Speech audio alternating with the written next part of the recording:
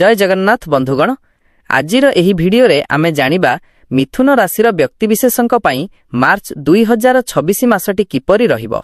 एही मासरे ग्रहमानंकर बड़ परिवर्तन आपणक जीवन रे की प्रभाव पकाइबो। आसंतु से विषय रे विस्तृत भावे आलोचना करिबा। मार्च 2026 मासटी मिथुन राशिर व्यक्तिविशेषंक पई ग्रहमानंकर एक मिश्रित प्रभाव नै आसुछि। एही मासरे आपणकर भाग्यस्थान और कर्मस्थान रे गुरुत्वपूर्ण ग्रह चलन घटुछि। आपणक राशिर दशम भाव कर्मस्थान अर्थात मीन राशि रे शनिक अवस्थान रहिबो, जहा क्यारियर रे परिश्रम और दायित्व बोध बढ़ाइबो।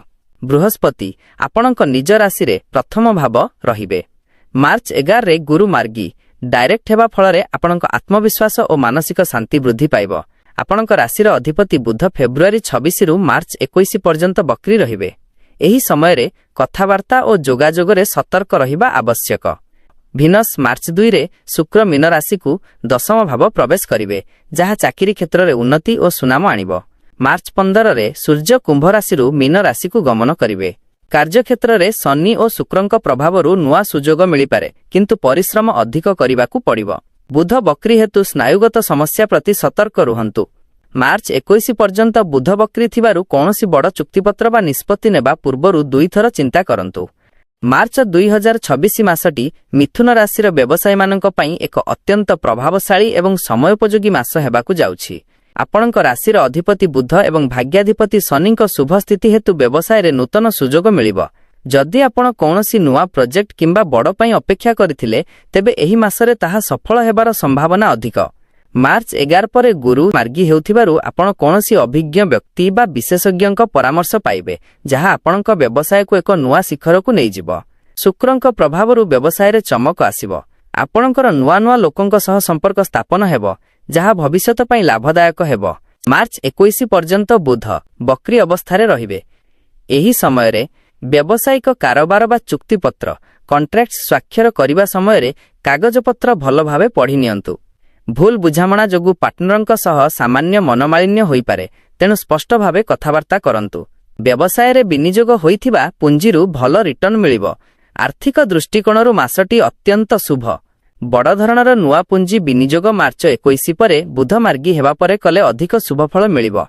निज व्यवसायर प्रचार प्रसार पई सोशल मीडिया सहाय्य नियंतु। एहा द्वारा अधिक ग्राहक जोड़ी हेबे। प्रति बुधवार संध्यारे गणेशंक पाखरे एक दीप जाळंतु एवं पक्षी मानंकु शस्य खाइबाकू दियंतु।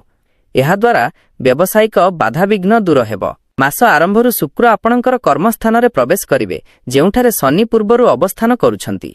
एहा आपणकर सृजनशीलता क्रिएटिविटी एवं काम करिवार शैली को उन्नत करिवो।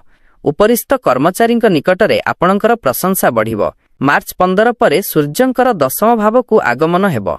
एहा सरकारी चाकरी करुथिबा व्यक्तिंक पई शुभ फल आनिबो एवं पदोन्नति प्रमोशन बा नूतन दायित्व मिलिबार संभावना सृष्टि करिवो। जदि आपण चाकरी बदलाइबाकू चाहुचंती, तेबे मार्च 11 तारिख परे समय अधिक अनुकूल हेबो। जेउ माने विदेश रे चाकरी करिबाकू लक्ष्य रखिछंती, सेमानंक पई मासर शेष भागरे किछि भल खबर मिलि पारे। मार्च 21 पर्यंत बुध बक्री रहुथिबारु सहकर्मींक सह जुक्तितर्क करंतु नाही। राजनीतिरु दूरेई रुहंतु। ऑफिस राजनीति रे मुंड खेलांतु नाही, नचेत आपणक छवि खराब होई पारे। शनिक प्रभाव जोगु कठिन परिश्रमर विकल्प नाही। क्यारियर पई शुभ संख्या और रंग शुभ रंग सबुज एवं धला। शुभ संख्या 5 एवं 9।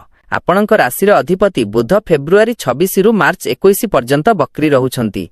एहा फलरे आर्थिक निष्पत्ति रे भूल होई पारे किंबा आसीबाकू थिबा टंका विलंब होई पारे। शनि दशम भावरे रही आपणकू अधिक परिश्रम कराउछंती।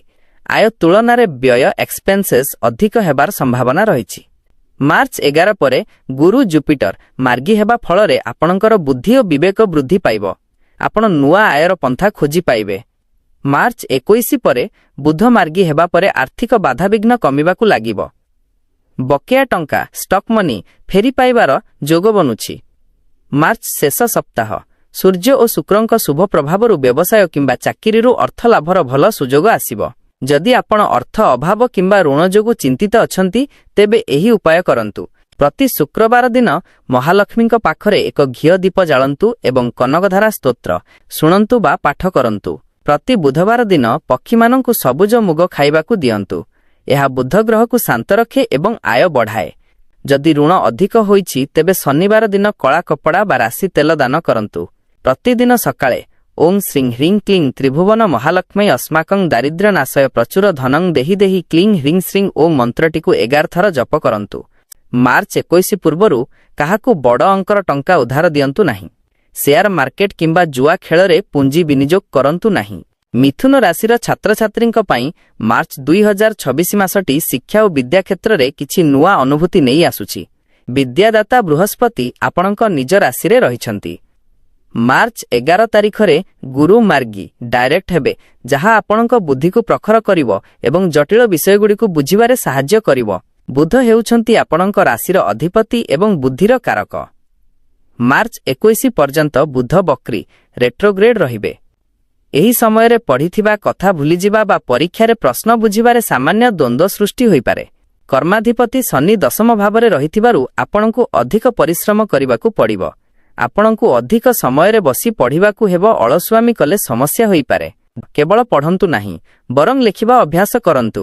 ବୁଧ ବକ୍ରୀ ଥିବାବେଳେ ଲେଖିବା ଦ୍ୱାରା ପାଠ ଅଧିକ ମନେ ରହିଥାଏ। ଗୁରୁଙ୍କ ଶୁଭଦୃଷ୍ଟି ବୃହସ୍ପତି ଆପଣଙ୍କ ରାଶିରେ ରହିଥିବାରୁ ଏବଂ ମାର୍ଚ୍ଚ 11 ପରେ ମାର୍ଗୀ ହେଉଥିବାରୁ ପରିବାରରେ ଚାଲିଥିବା ପୁରୁଣା କଳହ ବା ମନମାଳିନ୍ୟ ଦୂର ହେବ। ବଡ଼ବଡ଼ୁଆ ଓ ଗୁରୁଜନମାନଙ୍କର ସମ୍ପୂର୍ଣ୍ଣ ସମର୍ଥନ ଆପଣଙ୍କୁ ମିଳିବ। ପରିବାରରେ କୌଣସି ପୂଜାପାଠ କିମ୍ବା ଶୁଭ କାର୍ଯ୍ୟ ଅନୁଷ୍ଠିତ ହେବାର ସମ୍ଭାବନା ରହିଛି। ମାର୍ଚ୍ଚ 21 ପର୍ଯ୍ୟନ୍ତ ବୁଧ ବକ୍ରୀ ରହୁଥିବାରୁ ପରିବାର ସଦସ୍ୟଙ୍କ ମଧ୍ୟରେ ଭୁଲ ବୁଝାମଣା ମିସ୍ଅଣ୍ଡରଷ୍ଟାଣ୍ଡିଂ ସୃଷ୍ଟି ହୋଇପାରେ। ଆପଣଙ୍କ କହିବା କଥାକୁ ଅନ୍ୟମାନେ ଭୁଲ ଭାବେ ଗ୍ରହଣ କରିପାରନ୍ତି, ତେଣୁ କଥାବାର୍ତ୍ତା ସମୟରେ ଧୈର୍ଯ୍ୟ ରଖନ୍ତୁ। ସୂର୍ଯ୍ୟ ଓ ଶନିଙ୍କ ପ୍ରଭାବ ଯୋଗୁଁ ମାସର ମଧ୍ୟ ଭାଗରେ ଜୀବନସାଥୀଙ୍କ ସହ ସାମାନ୍ୟ ଯୁକ୍ତିତର୍କ ହୋଇପାରେ। ଶାନ୍ତ ରହିଲେ ସବୁ ଠିକ୍ ହୋଇଯିବ। ଆପଣଙ୍କ ସନ୍ତାନମାନେ ଶିକ୍ଷା କ୍ଷେତ୍ରରେ ଉନ୍ନତି କରିବେ। ଯଦି ପିଲାମାନଙ୍କ ବିବାହ ପାଇଁ ଚିନ୍ତିତ ଥିଲେ, ତେବେ ମାସର ଦ୍ୱିତୀୟ ଭାଗରେ କିଛି ଭଲ ପ୍ରସ୍ତାବ ଆସିପାରେ। ମାର୍ଚ୍ଚ 2026 ମାସରେ ମିଥୁନ ରାଶିର ବ୍ୟକ୍ତିଙ୍କ ପାଇଁ ବନ୍ଧୁତ୍ୱ, ଫ୍ରେଣ୍ଡସ୍, ସୋସିଆଲ ସର୍କଲ ଏବଂ ସାମାଜିକ ସମ୍ପର୍କ କ୍ଷେତ୍ରରେ ଗ୍ରହମାନଙ୍କର ଏକ ରୋଚକ ଚଳନ ରହିବ। ଏହି ସମୟରେ ଆପଣଙ୍କର ଏକାଦଶ ଭାବ, ଲାଭ ଓ ମିତ୍ର ସ୍ଥାନ ଏବଂ ଲଗ୍ନରେ ଥିବା ଗ୍ରହମାନେ ବନ୍ଧୁତ୍ୱକୁ ବେଶ୍ ପ୍ରଭାବିତ କରିବେ।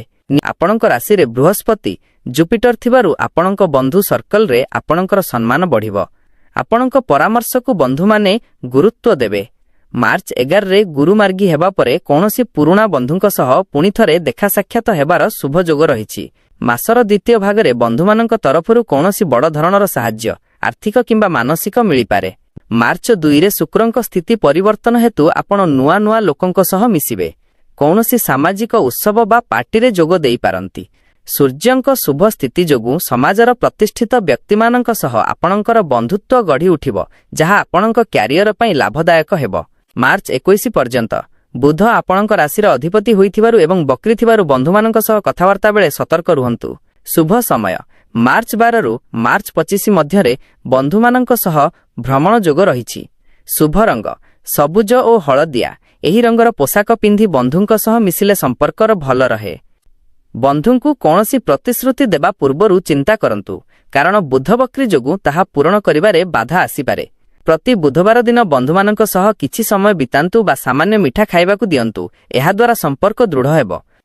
ଆଶା କରୁଛି ଏହି ତଥ୍ୟ ଆପଣଙ୍କ ପାଇଁ ସହାୟକ ହେବ। ଯଦି ଭିଡିଓଟି ଭଲ ଲାଗିଲା ତେବେ ଲାଇକ୍ କରନ୍ତୁ ଏବଂ ନିଜ ସାଙ୍ଗମାନଙ୍କ ସହ ସେୟାର କରନ୍ତୁ। ଆମ ଚ୍ୟାନେଲକୁ ସବସ୍କ୍ରାଇବ୍ କରିବାକୁ ଭୁଲନ୍ତୁ ନାହିଁ। ଜୟ ଜଗନ୍ନାଥ।